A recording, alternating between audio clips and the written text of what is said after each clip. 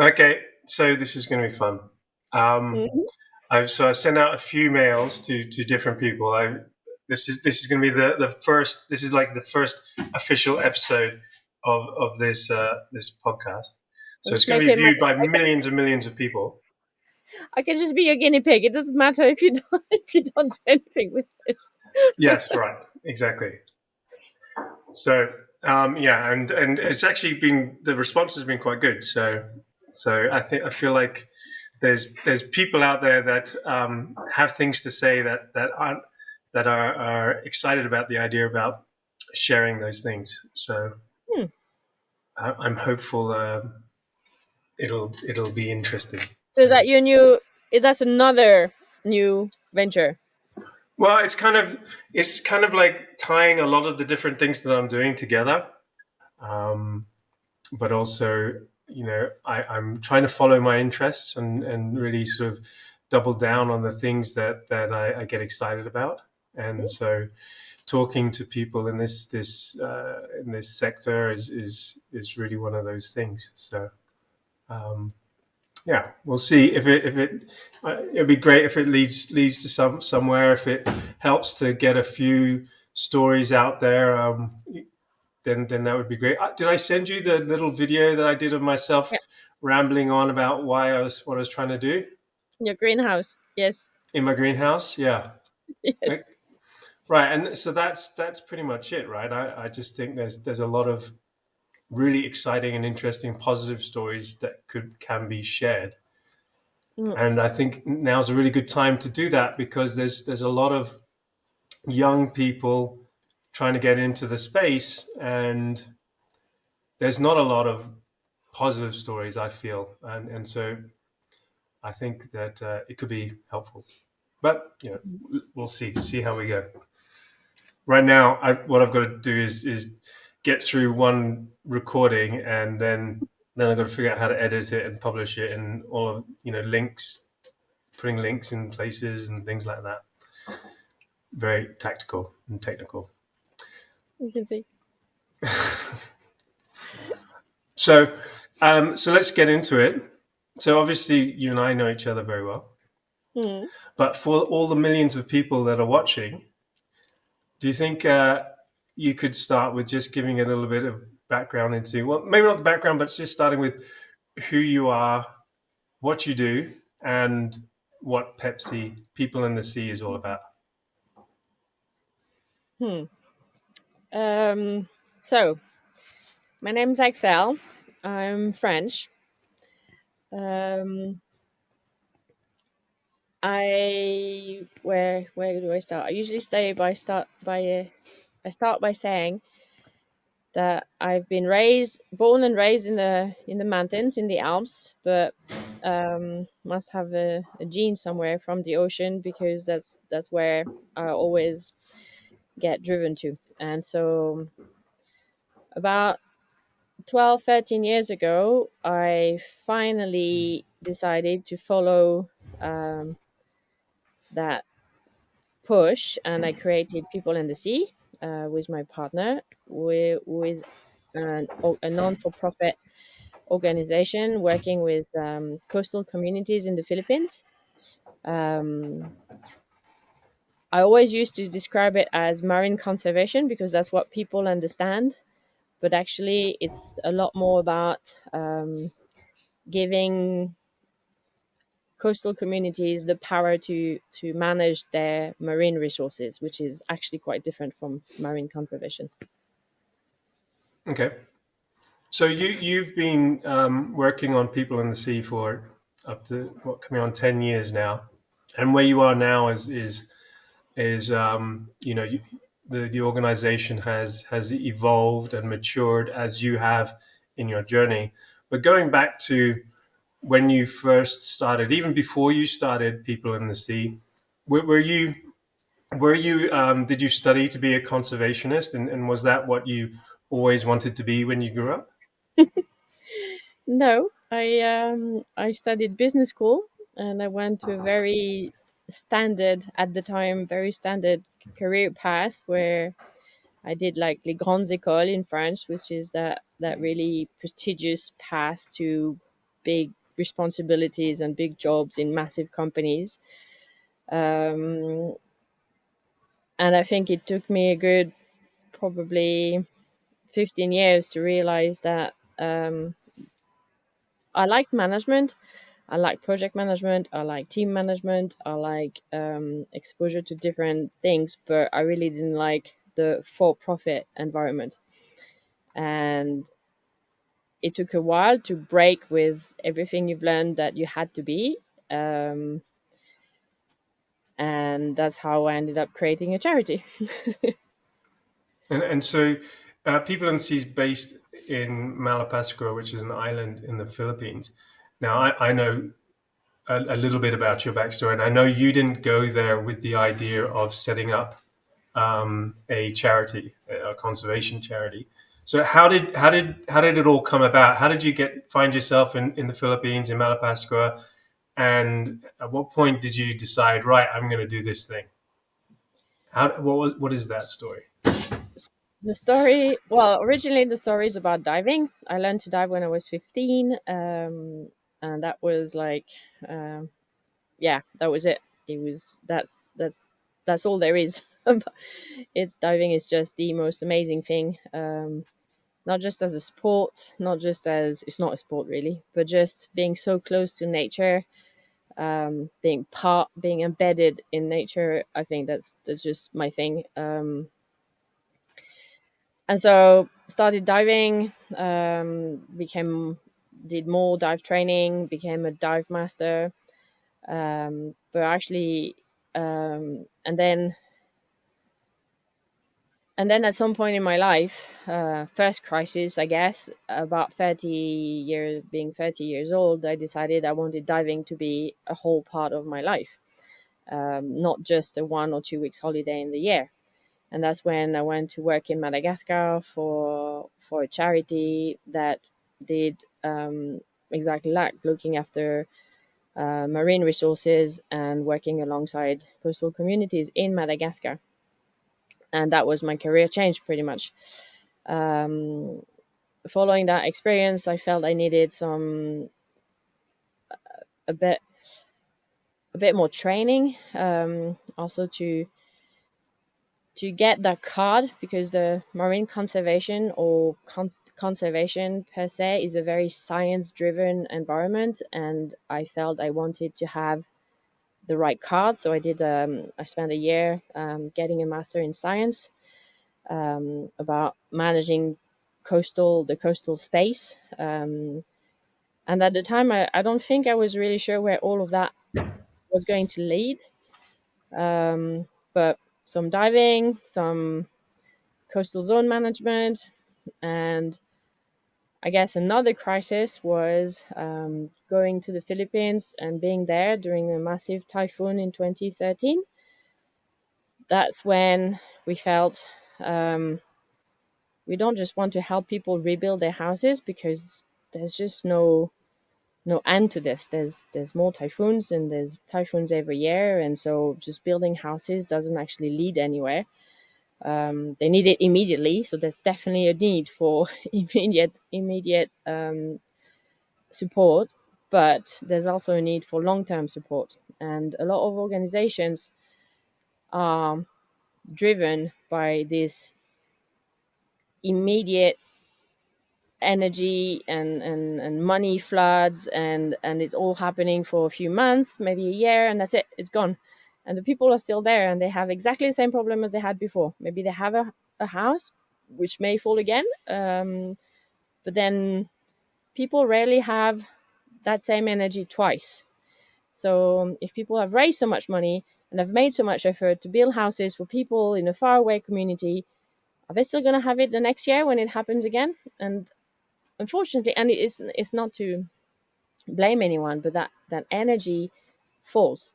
And so the idea was, how do you build something that's going to keep that energy constant for people, so that they don't just it's not just stop and go. It's slow but continuous improvement. And so that's how we created People in the Sea. We want to protect the sea, but we need to protect the people that can protect the sea. that's how it all came about. And so that was coming on 10 years ago now. And so you there you are in the Philippines. You had a young family at the time, I believe. Yeah. There was typhoons. You're helping them to rebuild. You're realizing that there needs to be a sort of a more ongoing level of support, and kind of like capacity building to help the people in a more sustainable way. And so what did you how did you come up with the things that you had to do? What kind of programs did you come up with, and how did that start? So I guess where this is where all those years in business school and working in big companies actually made sense. Right, Um, we started by creating a product, which was the eco volunteering program, right, which was basically a way to reconcile the fact that we were divers and we were instructors, and so we always saw many um, not so great divers. So it was about teaching people how to be great divers, and at the same time teaching them to know what they were looking at. Because yeah, most people would go diving and say, "Oh, there's a red fish and there's a yellow fish and there's a," and that's, I mean, I'm being quite, I'm no, French, so sure, I'm, I I'm get being I quite get your point. I'm being quite tough, but yes, a Yeah, lot of divers go. They don't have enough time. They're doing on their holiday. They don't have the time to learn all the fish species and the ecosystem of the sea. And so the idea is, okay, come with us. We'll teach you to dive, but we'll also teach you how to understand marine ecosystems, how they interact with each other, and you'll be able to recognize pretty much everything you see under the sea. Um, and in fact, most people that came to the organization knowing to dive always left saying, "I will never dive again." The same in the same way. right, We were kind of sorry. They left saying, "I will never dive in the same way again." right. It's and yeah, because that they start understanding what these little shells do on corals. They start understanding the interactions between organisms, and yeah, they loved it. So, but creating that product actually also helped fund the organization. Right. And because again, marine science and marine conservation is all about science, and we were not big shots in science, and we had to prove we could do something, and we had to get funding, and we were not going to get funding from big fund from big funding agencies because we couldn't prove that we knew what we were doing. And so the volunteer program actually gave incredible experience to a lot of young people, and even I underestimated what it was, because yes, of course it's a funding mechanism, but it's also an incredible way to show people who live in Europe or live in the Western world what life really is on this island, where it's a two-sided island. There's the one side with these shiny, beautiful beaches, incredible hotels, um, yeah, the perfect holiday place. But the other side is communities that live in overcrowded housing, who barely have a roof over their head. They have no fridge. They have bucket showers. They have no access to running water. It's, and I'm not saying it's absolute poverty, but most people do not realize that's what most of people on Earth actually lived in this way. And it's not as voyeurism. I don't know if Mm-hmm. that's another word. Yeah, yeah, sure. It's actually being, we live with the community. We're part of the community, and so we work with them. And there's, in the Philippines, there's this incredible energy that comes from people there feel so um, honored, I think, and so proud that Western people can want to go and work with them. Mm-hmm. And at the same time, Western people really understand what it means to work with different culture and different in a different situation. And actually getting that to work together is a really, is quite a beautiful thing. It's you get that energy. People are both shy on each side, and then they learn to discover each other, and then Right. they create projects together, and that's a beautiful energy. And so, talk a little bit about you, you've got these Western people coming. They're engaging around a science course, also interacting with the community. But what is that sort of community interaction like? In what form did it take? How were they? How was the community engaging with these people? And, like, what were you So, guys doing together? to be fair, the core objective was always to try and work with the community, but Right. we needed funding, and so we Sure. the volunteering program was almost too successful, and we had lots of volunteers, which actually diverted our energy a bit towards looking after volunteers and maybe slowing down on our community programs. But then, Right. um, so yeah, the volunteering program, I guess, it was all about how we could create an energy between the Western world and the Filipino communities. But Yeah. with COVID, we had no more volunteers, and we had to really refocus on the community itself, which is what we always wanted to do. Right. But yeah, early steps. You go one direction, and then you think, okay, maybe I need to reshuffle, and then there's a crisis happening, so you have to reshuffle the cards anyway. Um, but we really started to be much more dedicated to working with the community and understanding their needs and understanding what services we could provide, always with the same objective to get them engaged and get them involved into making decisions and into driving um, their environmental resources management. So we started working on a lot of different programs that help people be be the leaders, be the one driving. Um, there's no cars on Malapascua, so they can't really drive. But but we Sure. created, so when there was still tourism, we created this homestay program where families could actually host tourists, whether they Right. were foreign or Filipinos, but they could host tourists in their homes. And at the beginning, they couldn't even think that they could host people. Their house was never good enough, and Right. the bed was never good enough, the toilet was never good enough, there was always something that wasn't good enough. So we had to kind of convince them. It's like, yes, but people would love the experience, and they Right. never trusted in their ability to host people, even though Filipino people are the most amazing hosts I've ever come across.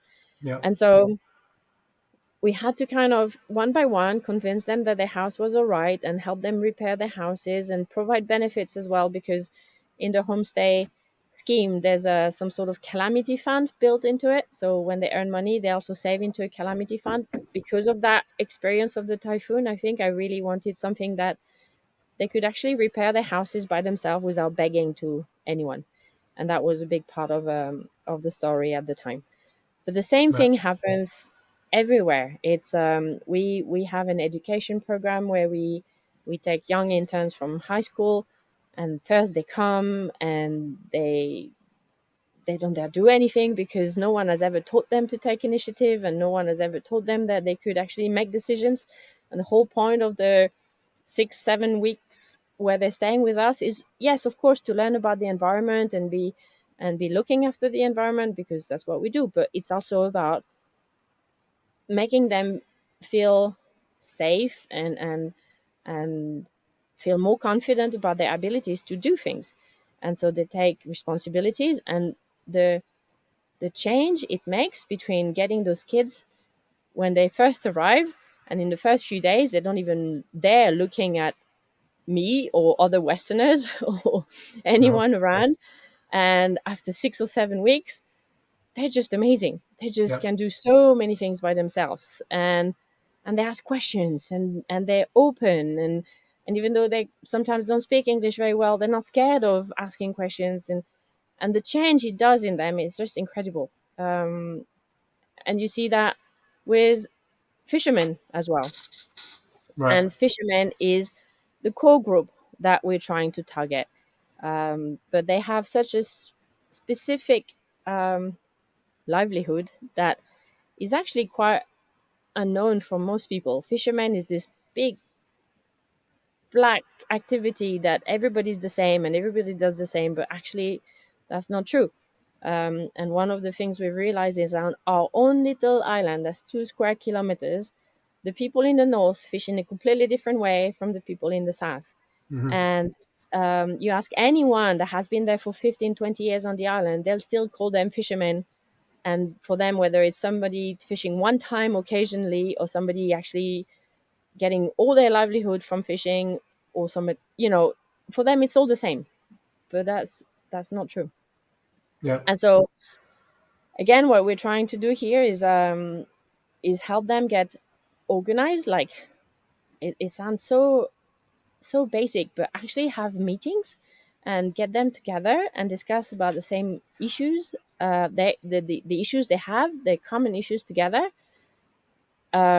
is so powerful, because the fact that they've actually said it and discussed it and realized that they're not just alone, and then it gives them more confidence to pursue the issues Hmm. and try and solve it by themselves, and it gives them that confidence that they can actually have an influence.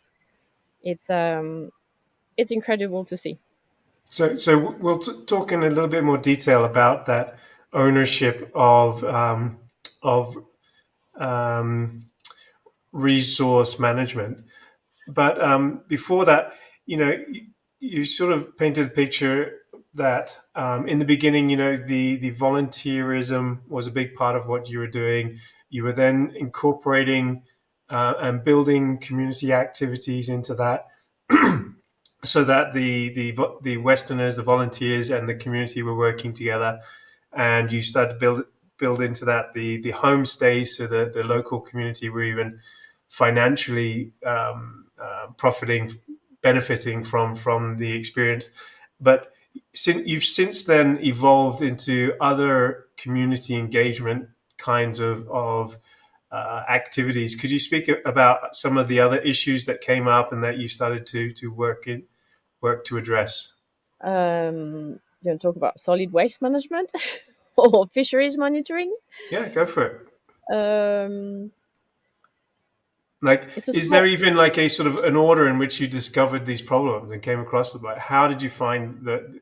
How did you come across the next problem? And I think, I mean, the very first problem you come across on the island, and that's really not the sexy part of marine conservation, is waste. right, Because it's just everywhere. right, When there's rain, it drags the sand away, and you see layers of plastic under the sand. yeah, And the reality is, mm, there's this culture of beach cleaning, and it's a great activity to hmm, bring people together, and people have the feeling they've done something good. So it's all great. So we right, started in the same way. And well, we soon realized that, yeah, we had to go a bit beyond just the beach cleaning. So beach cleanups is still a big part of what we do because it's the visible part, but actually we've started working on how can we change, or how can we even just introduce waste management on the island. The problem is, in the Philippines, waste management is at the barangay level, which is the village level in our case, but that's actually, it's an island village, and so they have to be responsible for transporting all of the waste to the mainland to be looked after. If you're on the mainland, it doesn't really matter, the truck is coming and picking up your garbage, but if you're right. the island, you have your cost is actually so much more. Yeah, I mean that um, even just that is a little detail that lot of people won't appreciate. The fact that literally every single piece of solid waste that exists on an island like Malapascua has to physically be carried in bags onto boat, collected, loaded onto boats, and then shipped back to the mainland, and all of that costs yeah, most people resources. do not. So yeah, I always wonder sometimes, you've made all these efforts to bring all of this on this island, why can't there be can't there be the same effort to take it off the island? But that's that's all around the world. Yeah, Huh? That's sure. not just on the island. The Light Side of Green is sponsored by Tamana.com. Imagine a world where local communities independently manage their own conservation and sustainability. Imagine a system where anyone who cared for a community, local people, local businesses, or even visitors, could pool resources and fund activities that helped that community. Tamana is a platform for local communities to launch and promote their own independent community funds. People and businesses who care about the community can join by pledging a small monthly subscription. With each new member, the fund size increases, attracting those active within the community. Any person or organization can then produce an environmental or social action and post a video of that action into the community fund. The members reward the sustainability actions that they like with financial support from the community fund. The more members in a community fund, the larger the fund becomes, which attracts more producers, who then submit more actions, which then engages more members. This launches a flywheel of change that produces a stream of member-supported actions that, over time, tell the unique story of each community's evolution towards sustainability. Tamana enables communities to independently create their own story of change. Join us now to become a part of that story at tamana.com. Right. But yeah, so we had to do something. So we started trying to link with the government, understand the whole process. I mean, the whole process, just as you explained, is something that most people didn't have any clarity on a few years ago. People didn't Hmm. know what time, when are the boats going, and what is the segregation process, and what is goes with what, and when can we send this type of waste, and there Hmm. was no clarity, no regularity, no transparency. And so we started basically, yeah, putting all of this down and understanding what was done, what wasn't done, where we could fill the gaps. And Hmm. little by little we actually got to the point um, of doing a house by house collection, and making sure that was also the way to make people responsible in saying, we can't collect it if it's not segregated, so help us segregate it properly. And Hmm. then the following week, for sure, it was segregated properly. And so it wasn't like this it's not segregating, we're not picking it up. It's, we'll help you do it, you have to help Yeah. us get rid of the garbage, of the waste. And that works incredibly well, so well that the government actually struggled to keep up with the boat transport, because we suddenly accumulated so much waste that was before burnt or buried or thrown at sea. Right. um, and people will say, why do they do this? So I answer, well, do you know where your waste is going, what it's actually left your house? And most people have no idea. Right. And except in Malapascua, you actually see where it goes. If you find it burnt at the end of the garden, you know where it's been. um, and so it's not about, again, pointing fingers or putting blame. I am absolutely convinced most people want to do good, and most of the time they just don't have the solution to do it. Or, not everybody has the time to think, I've got to have 3 sacks, and I have to. We already can't do it very well in our homes here in Europe, where we have absolutely everything we can do. Right. We can do it, and so why should they do better? So providing tools, providing services, providing support, showing them, again, that showing the community they could take ownership of the waste, and not just point fingers at each other. And we saw families take ownership of the alley in front of them, of their house. And we saw Hmm. families actually tell their neighbors, this is, tomorrow, that's when the waste comes, so you should send the waste on that day. Like, just these little things are taking ownership. Yeah. um, and that's when you start solving problems. And so that's waste management. So the waste management was just, again, for a small island like this with so much tourism. I mean, we collect 10 tons a month. We use, Right. so, which is probably completely under estimated. I mean, the waste problem is so massive. That's the one thing we had to do, and we Yeah. kind of became the the go-to people for waste management. But the core of the project was always marine resources, not just Right. for so for sure for biodiversity reasons, for protecting habitats, but even more so for helping fishers fish in a way where they can earn more money and actually reach to a better level livelihood, but whilst at the same time protecting the sea. The fishermen on Malapascua are, you can show them a boat on the horizon. They can tell you where this person is currently fishing, Right. and you pass by a boat, whilst you travel somewhere, and they can tell you, oh, he's using this gear, when you Right. can't. You can just see a person on the boat. um, we had this we ran this program, which was a trial, where we were collecting juvenile fish, but juvenile fish that were about a centimeter long. You can Hmm. hardly see colors, but the fish is already shaped, it's already its final form, but it's like a centimeter long. Right. They knew which species those fish were. Where. They have this incredible knowledge, except no one ever asked them any question about it. And so Right. whenever decisions are made, it just assumes, oh, fishermen are going to do this or fishermen are going to do that, and but no one really asks. And at the Hmm. same time, because they are part of some of the poorer people in the Philippines, Hmm. and in our island, they are definitely part of the poorer people of the island. They often have to get to use methods of gears, fishing gear, or methods for fishing that are destructive. And a Right. very typical example is dynamite fishing. Right. Um, so there's no dynamite fishing on the island anymore because of the diving industry and the tourism. It kind of drove it away. But Okay. you can hear other places very not very far off still using dynamite fishing. Why do they use dynamite? Because a stick of dynamite is 200 peso, but a fishing line is 5,000. Right. And you're not sure you're gonna get fish with a fishing line, but you're sure you're gonna get something with the dynamite. Right. Um, they don't really want to use dynamite. I mean, I don't believe anyone really wants consciously to use dynamite. It's just that if there's nothing else to do, that's what they're going to use. So how can Yeah. we?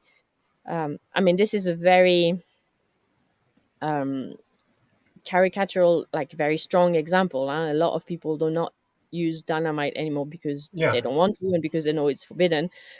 But even in the legal ways of fishing, there's a lot of things that can be done to improve the value they get, whilst at the same time having a positive impact on the environment. Right. And that's what we're trying to do. And I think it's a nice segue because you also start working with the fisher folk, to address their savings and things like that, which relates to how they're able to fish and things like that.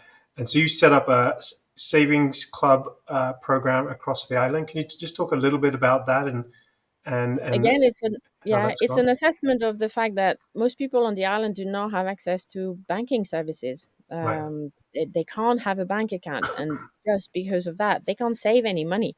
If you Right. can't save any money, you can't think what you've just for example, you got a big fishing day. What are you going to do with all the money you just got? You put it in your pockets, and yeah, it's going to be used for probably a bag of rice or something like this. But if Right. not, it's going to be spent on, you know, I mean, again, this is universal. Huh? The ability of Hmm. saving actually helps people go up one step. And so this was, um, and so we started this luckily just before COVID times, and it became one of our main activity during COVID because they were smaller groups. We have meetings outside anyway, so that was an activity that we managed to continue all the way through COVID, and keep that link to the community. Right. Because during COVID, everybody went back home and stayed behind computers, but the community doesn't have computers and they don't have phones and they don't Right. have online access. So yeah, we had to stay and we had to continue to provide some sort of support. And even in COVID, when most people on the island lost their jobs, where like the family, whoever was working on tourism, lost their job, and all they relied was fishing, and the earnings of the community went so much down, they still managed to save something. And I think that it showed them that, again, their ability of taking ownership of their own life. um, and so it's a very simple system. Hmm.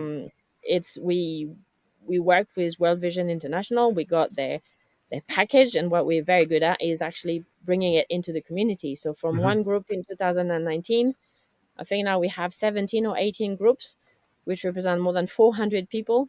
um, and and the amount of savings they actually get to is quite impressive, to the point where we now need to think of how can we help them get two steps up. Use How Right. can they use those savings to invest into something that will benefit them again, not just saving for, again, your rice or your school fees or things like that, but how can you actually. So I don't have the solution to that yet, but how can we use this to, again, leverage that ability to improve their lives? Because I'm convinced that once they don't, they are Filipino people. I've got this. I don't know, I'm not a sociologist, but they're always incredibly grateful. You provide all these services, and they will try their best to answer what they think you need, and they will only start looking after. They'll start cleaning around and caring about waste and caring of how they fish, and going a bit out of their way if they have space to think. and Hmm. and they can only have space to think if they know that they can afford medical care for their kids, or they Right. can afford to send their kids to school, or they can afford to buy a pack of rice. Once you've got those very basic needs sorted, they'll be more than happy to get involved into longer term objectives. Right. No, it's fascinating. So, you can kind of see how, you guys started with the volunteerism, bringing Westerners in to fund your activities, to build community. And then you started to evolve into community engagement activities, helping with waste management, savings clubs, and things like that. But all along, the aim and the objective was marine preservation. And and I know that you've worked heavily to try to help the fishermen organize themselves and create governance groups. Can you talk a little bit about that, and what's been your what kind of results have you seen in that, organizing the fishermen to take responsibility for their own environment? So when we got there, we kind of knew there was a fishing association present, and it's a legal requirement in the Philippines. And if you want Hmm. to get access to government support, you have to be part of an association. So there's all of this framework that is present. What we've learned is that the fishermen that were in that original association were commercial fishermen, which are completely different, and they have completely different problems Right. and livelihoods than the small scale fishers that we were trying to work with. Hmm. And so one of the first thing had to be um, explain those fishermen that it was okay that they had a different association, that it was allowed to have a second association on the same barangay, on the same island, because they were Right. not properly represented by that first association. And I think with in doing all of these activities, that's where how you gain trust, and from that trust, then they'll contemplate the idea of, okay, yes, we'll come to that meeting, and during in that meeting you start talking about, we could create an association. We're going to help you with the paperwork. We're going to help you with understanding what's required, what you're going to have to do elections, what is the president's role, what is the treasurer's role, Right. how we can help you with thinking all of these things. Again, talking about fishing, they can do that, no problem, but organizing all these things, that's where they need support. Right. um, and to be honest, in the Philippines, it's not easy. It took us over a year to get all the right paperwork, and No. in jumping through so many hoops that I would like to say, without, it's not because it's people in the sea, but it's somebody dedicated to making this work. Because if you don't have a body or person to do this, Mhm. the first problem you have is like, oh, I went there, I spent this money to travel, but then the office was closed. So I came home, I didn't do. So I need to go again. Well, you're going to go again in a month's time, in 2 months' time, in 3 months' time. And Right. so all these things kind of kills the energy of making that group work. Yep. Whilst we were doing all of this, while we were supporting them and providing that energy and providing that direction, is like, you need to go, you need to go to Cebu, you need to do this, you need to get that paper signed, you need to, and then they will do the work. But we were part of the I don't know, the technical support, that's what they call it. But Sure. while we were doing all of this, we started organizing regular meetings, and organizing proper elections, so that there would be representation. We also continuously link with the government to make sure that whenever there's a registration, we would ask the fishermen to come, because if they often a bit wary of registering of registration, because they think it's about tax, but then if they're not registered, then they can't get any benefits from the government. Right. So we were basically doing a lot of all of the work to say, the registration is tomorrow, everybody really should go, because that's how you're going to create a group, that's how you're going to show that who you represent. And so the registration process and the organization of the group all of kind of fed into each other, and then finally they were organized and they were fine, they were properly registered. Hmm. And now they're working on the problems they face. They have regular meetings. Getting people to meetings is always a struggle, because people Sure. always feel like, what's the point of being everywhere in the world? No, but Yeah. these people, they go fishing half of the night, and you ask them to go, and they have to spend most of the day preparing their gear for the next night, and then you ask them to take an hour of their time, or 2 hours of their time, to go to a meeting. And so unless that meeting is really worthwhile, they're Right. not going to go. I mean, is What it really worth their time? what exactly, and on that point, like, what is worthwhile? What is it? When have you seen, like, what's the point? Why are you helping them to do this? And have you seen examples of the reason why you're doing this play out?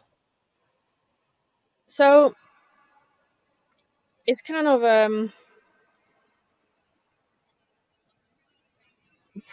I don't know. There's so many things. It's like everyday life, but having a structure where you can talk about it. So they were given. They were given. No, they were not given. Because they were not properly registered yet.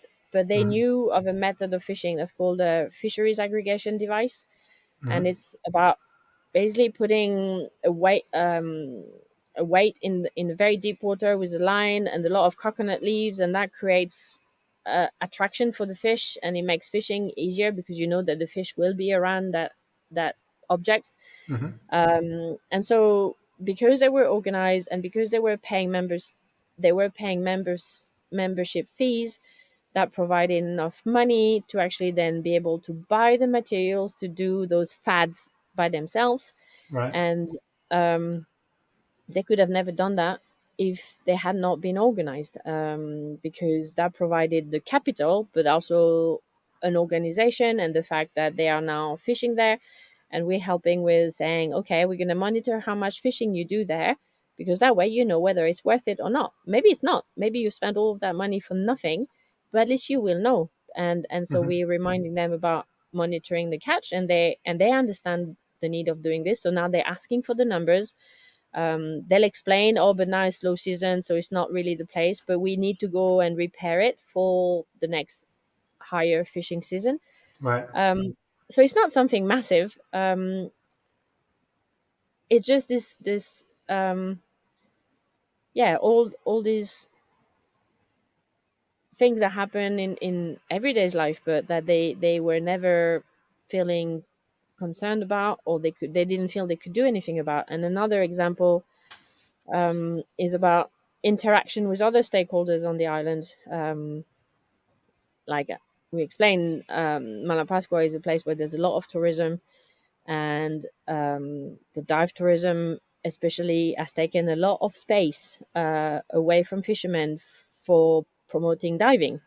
Hmm. And you know again, most divers that wouldn't know much to say, yeah, it's good. At least the divers, the divers don't harm the corals, which is not completely true.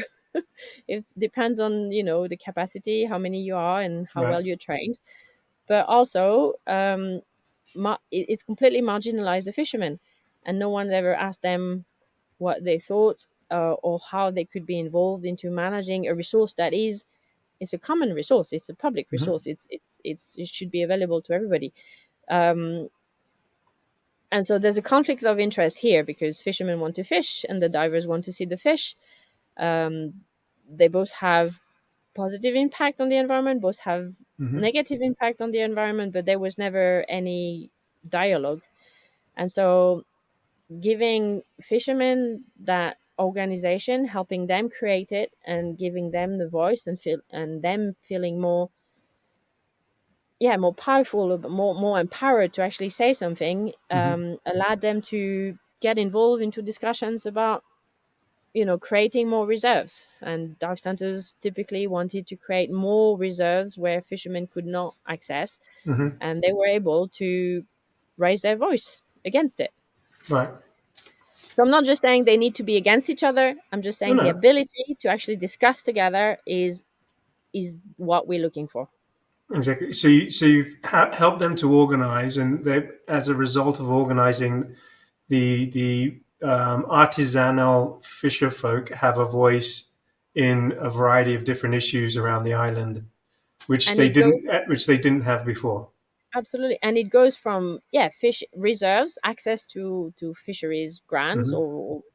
or creating reserves, but also solid waste, Yeah. because again, they're a big part of the population on the island, so they have a Hmm. voice in how solid waste could be. They can help. They Yeah. can also have a voice about it.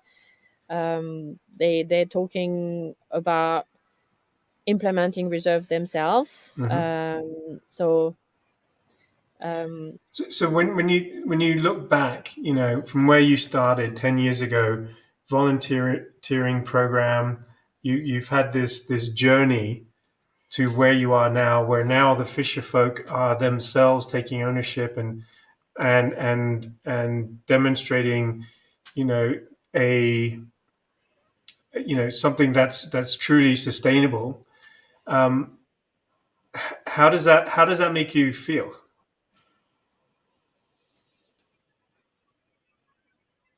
well, those moments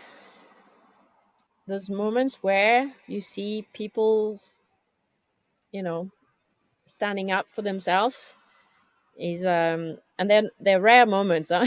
You've Sure, got to be there sure. at the right time. But they they feel incredible. Right. It's, it's not as pretty much, or as proud, I guess, as when I look at my kids when they achieve something that they thought was hard but they actually make it. It's, they've learned to stand up by themselves and to and the best thing as well is, I think, the proudest moment I've had. And again, it's more like a mother's pride. No, it's there. It's Sure. all theirs. It just, our help has helped.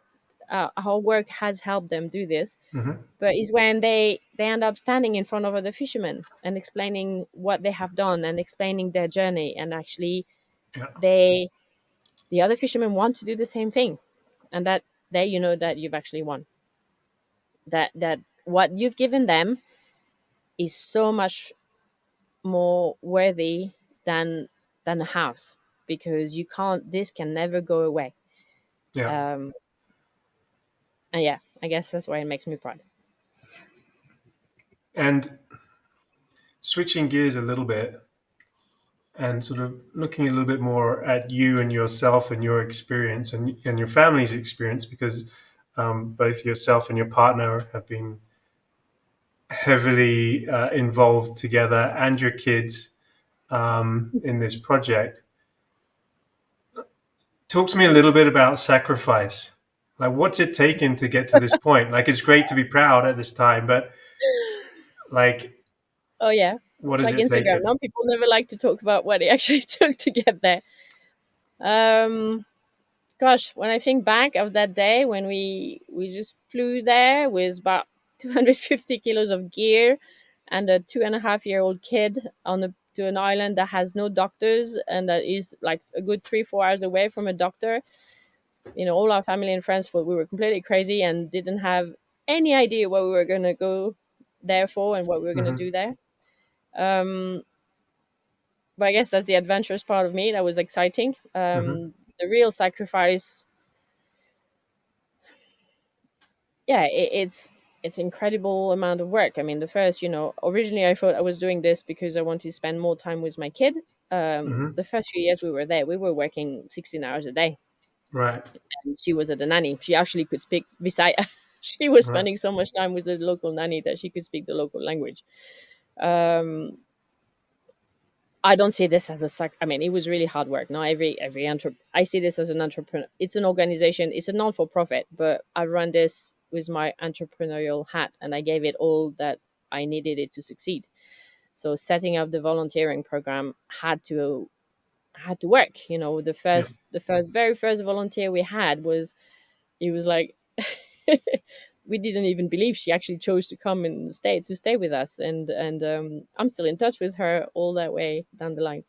Um, but so it was, yes, a lot of hard work. Yeah. It was risk as well. We were incredibly lucky. It would have been a very different story if my kid had not been as healthy or if anything had happened, Right. because there was a risk. Um, we a Let me family life. ask you this. Looking back, would you have done it again? Would you do it again? Probably It's I worth it, would. right? Oh, it's totally worth it. It's worth it now that you're never on the other side of the tunnel. I Yeah. mean, every time you reach the peak, there's another peak behind it, and so that's what I'm starting to see and get used to. And but yes, I would do it again because for all those successes, that again, that's my contribution to doing something, to leaving a little bit of improvement behind me. Yeah. It's And I happen to know, because we work together a lot, that where you guys are going now is even a brand new chapter. But maybe we can save that for another day.